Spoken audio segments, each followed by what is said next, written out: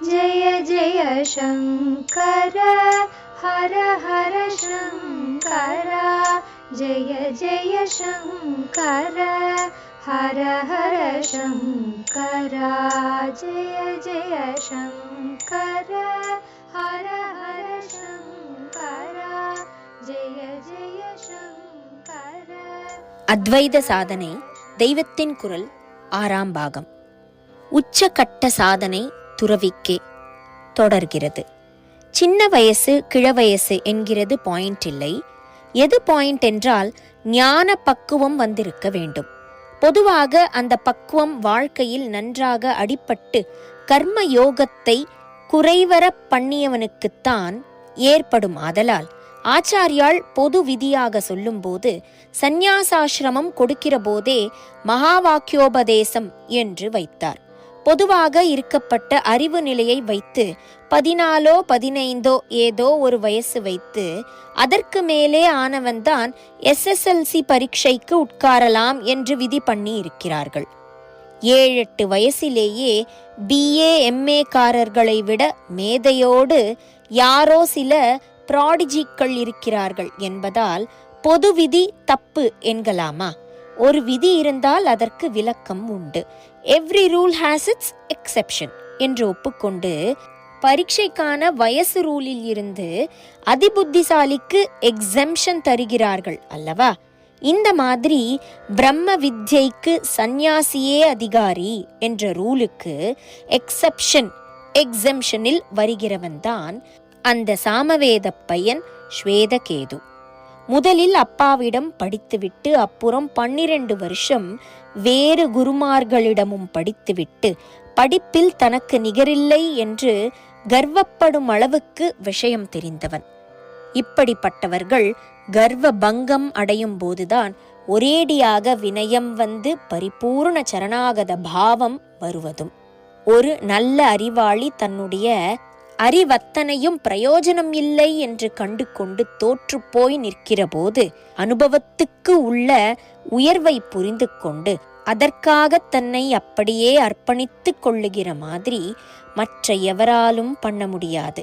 அந்த சாமவேத பையனுடைய கர்வத்தை அவனுடைய பிதாவே பங்கப்படுத்தி அவனை இந்த உசந்த மனோபாவத்துக்குத்தான் எழுப்பி அந்த நிலையில்தான் மகா வாக்கியோபதேசம் பண்ணினார். ஆகையினால் அதை பிரசிடென்ட், அதாவது முன்னோடியாக காட்டி எல்லோருக்கும் அந்த உபதேசம் கொடுக்கலாம் என்பது சரியில்லை. ஆத்ம வித்யா அபியாசத்திற்கு பொது ரூல் பிரம்மசூத்திரத்தில் கொடுத்திருக்கும் ரூல். அது ஊர்த்வரேதஸ்களுக்கே உரியது என்பது. குறிப்பு 3.4.17. அவர்கள் யார் என்றால் சக்தியை துளி கூட இந்திரியானுபவத்தில் இறக்கி விரயம் பண்ணாமல் ஆத்மாபிவிருத்திக்கு சாதகமாகவே ஏற்றிக்கொண்டு போகிறவர்கள். அந்த மாதிரி காமத்தை அழித்து விட்டவன் சந்நியாசியாகத்தான் ஆவான். பால்யத்திலேயே கூட ஒருவன் நெருப்பு மாதிரி சுத்தமாயிருந்து கொண்டு அப்புறம் காமமே எழும்ப முடியாதபடி கொழுந்து விட்டு கொண்டிருந்தால் அவனுக்கு சந்நியாசமும் ஜீவ பிரம்ம அபேத வித்யில் தீட்சையும் கொடுக்கலாம் தான். ஆச்சாரியாலே அப்படி 8 வயசில் சந்நியாசியானவர் தானே. அவருடைய மடங்களிலும் இப்படி பால்ய யவ்வன பிரம்மச்சாரிகளுக்கு தீட்சை கொடுத்து சுவாமிகளாக வைக்கிற சம்பிரதாயத்தை ஏற்படுத்தியிருக்காரே. ஸ்ரீபலி என்ற ஊரில் அவரிடம் வெறும் ஜடம் மாதிரி ஒரு பிள்ளையாண்டானை தகப்பன்காரன் அழைத்து கொண்டு வந்து உன்மாதத்தை தெளிவிக்கணும் என்று பிரார்த்தனை பண்ணினான். ஆச்சாரியாள் பார்வையிலோ அந்த உன்மாதத்துக்குள்ளே புதைந்திருக்கும் ஞான பக்குவம் தெரிந்துவிட்டது. அந்த பிள்ளைக்கு சந்நியாசம் கொடுத்து தம்மோடையே வைத்து கொண்டார். அவருடைய 4 பிரதான சிஷ்யர்களில் ஒருத்தரான ஹஸ்தாமலகராக ஆனது அந்த பிள்ளைதான். அப்புறம் நம்முடைய சாமவேத பையனை விட வயசில் ரொம்ப சின்ன ஒரு 7 வயசு குழந்தை அவனை விடவும் மகா புத்தியோடு ஆச்சாரியாளிடமே எதிர்வாதம் பண்ணிற்று. இவன் மாதிரியே அதுவும் தோற்று போயிற்று. யாரானாலும் ஆச்சாரியாளிடம் எதிர்வாதம் பண்ணினால் தோற்று போகாமல் என்ன செய்வது?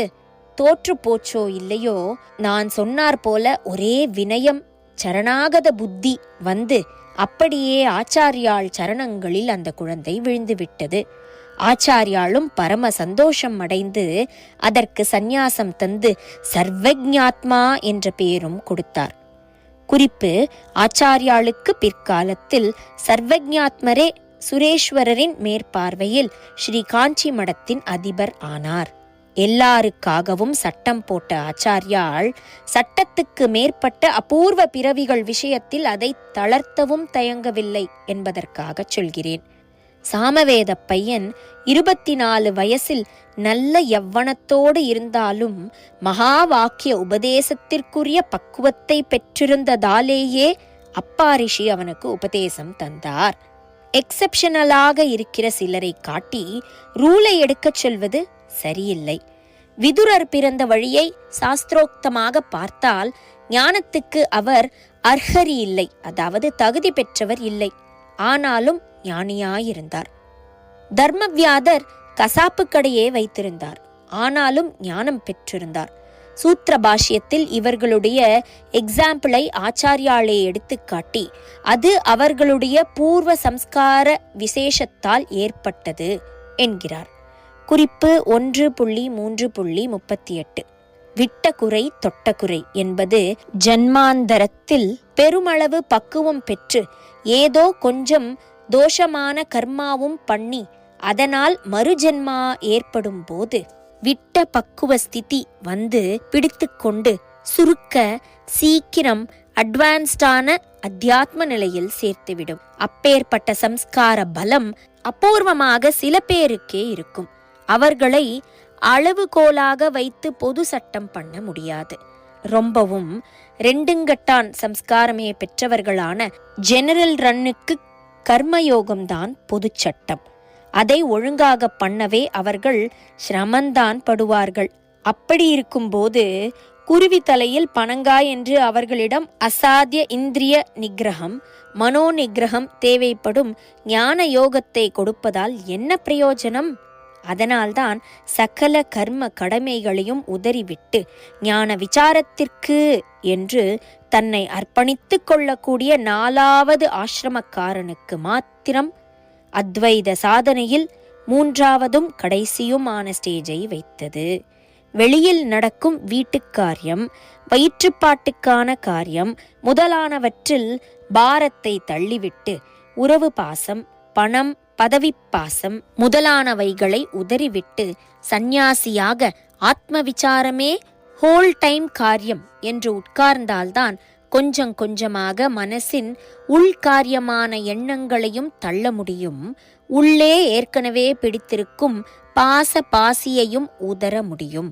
ஒரு ஸ்டேஜ் வரை சத்கர்மா, ஸ்வதர்மம், கடமை காரியம் என்பதை செய்வதேதான் பழைய தப்பு கர்ம அழுக்கை தேய்த்து கழுவ அவசியமாயிருக்கிறதென்றாலும் அப்புறம் அதுவும் ஒரு அழுக்காகி மனசை எண்ணம் நின்று போன சாந்தத்தில் கரைய விடாமல் பிடித்து கொள்ளும்.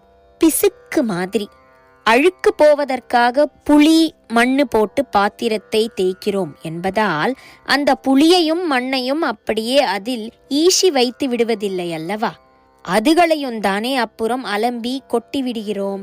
அப்போதுதான் பாத்திரம் பளிச்சென்று சுத்தமாக ஆகிறது. அப்படி கர்மா எல்லாம் ஜாடாக போனால்தான் அந்த கரணம் சுத்தமாவது, பளிச்சென்று ஆவது. இதற்கு வெளிக்காரியத்திலிருந்து முதலில் விடுபட வேண்டும். அதுதான் சந்நியாசம். சந்நியாசியான பிறகு உள்காரியத்தையும் நிறுத்தி முக்தனாக வேண்டும். காரியம் என்பதால் ஏற்படும் அசாந்திகள் எதுவும் இல்லாமல் பரமசாந்தமான ஒரு ஆனந்த சாகரத்தில் அப்படியே கரைந்து போய் பிரம்மமாக இருந்து கொண்டிருக்க வேண்டும். மாறாத சாந்த நிலை அது. நிரந்தரமான சாந்தி.